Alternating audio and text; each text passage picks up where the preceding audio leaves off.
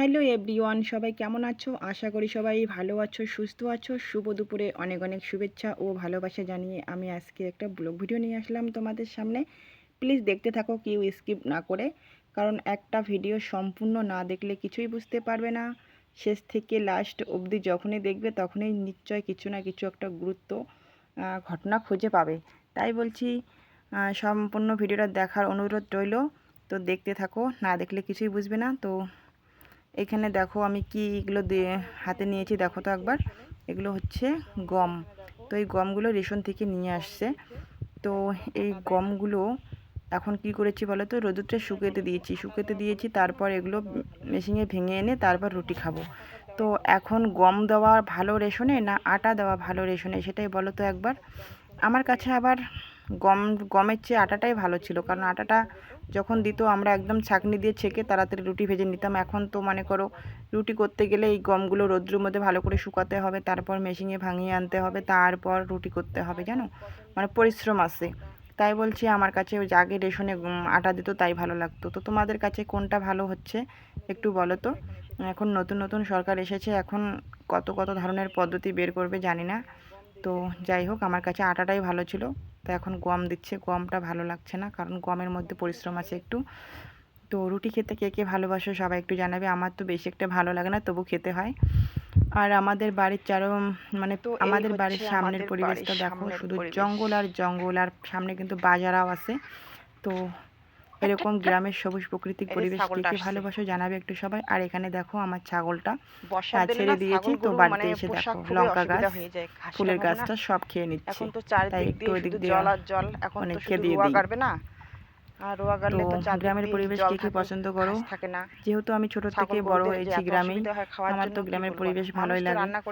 তো এখানে দেখো মানে সবুজ প্রাকৃতিক যাকে বলে, এখানে মানে ধানগুলো যে বীজ করে তারপরে মানে বিছন করেছি, এগুলো এখন রোয়া গাড়বো জমিতে। এখন এই জমিটা এখনো কাদা হয় নাই। তো আমি তো জানি না, তো আমাদের কেমন ভাষায় যেটা লাগে বলার আমি গ্রামের বলে পরিবেশ? দিচ্ছি। আমার তো কেউ খুব যদি খুব না ভালো বোঝে লাগে, একটু কারণ কমেন্টে আমার তো জানাবে, ভালো ঠিক লাগবে। আছে? আমার ছোট থেকে বড় হয়েছি গ্রামে। এগুলো বিছন তুলে আমার রেখেছি। গ্রামের খোলামেলা পরিবেশ, সবুজ প্রাকৃতিক পরিবেশে আর আমার আজকে খুব ভালো রৌদ্র লাগে। উঠেছে প্রচন্ড।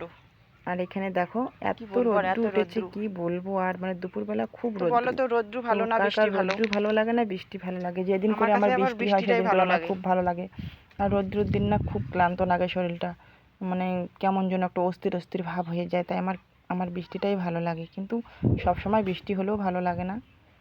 তাই মানে কেমন বলো তো, রাত্রিবেলা যদি বৃষ্টি হয়, দিনের ছাগলটা বেলা এখানে একটু ঘাস রৌদ্র হয়, খেতেছে। ওটাই ভালো লাগে।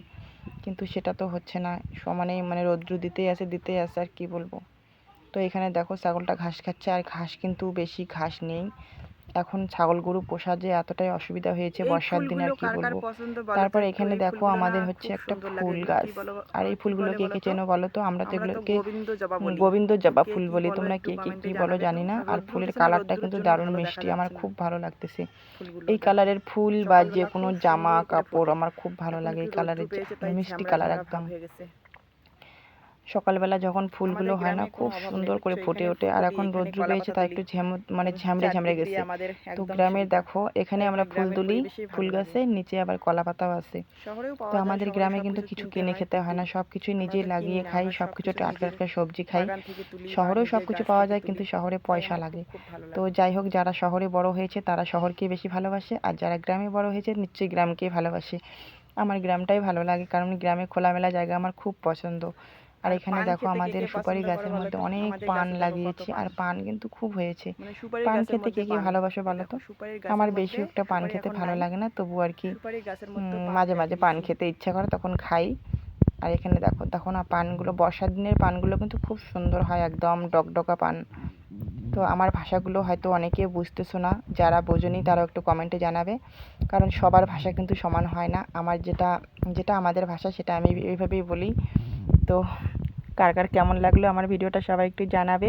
আর সবাই একটু সাবস্ক্রাইব করে পাশে থাকবে, কারণ একে অপরের হাতে হাত না রেখে এগিয়ে গেলে কখনোই কেউ আমরা এগোতে পারবো না। সবাই বন্ধু হয়ে হাতে হাত রেখে এগিয়ে যেতে হবে। সবাই সবাইকে সাপোর্ট করবে, আমিও সবাইকে সাপোর্ট করবো। টাটা। কেমন লাগলো ভিডিওটা জানাবে একটু কমেন্টে।